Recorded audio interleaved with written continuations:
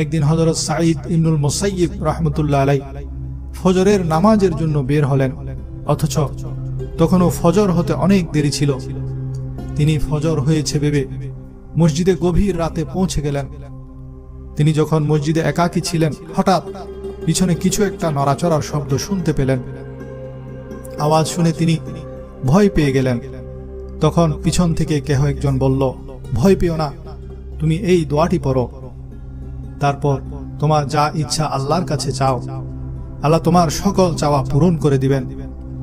হযরত সাঈদ ইবনে মুসাইয়িব রাহমাতুল্লাহ আলাইহি বলেন, আমি সেই কলমাটির সাহায্যে পরবর্তীতে যে দোয়াই করেছি, আমার সেই দোয়া আল্লাহর ফজলে কবুল হয়েছে।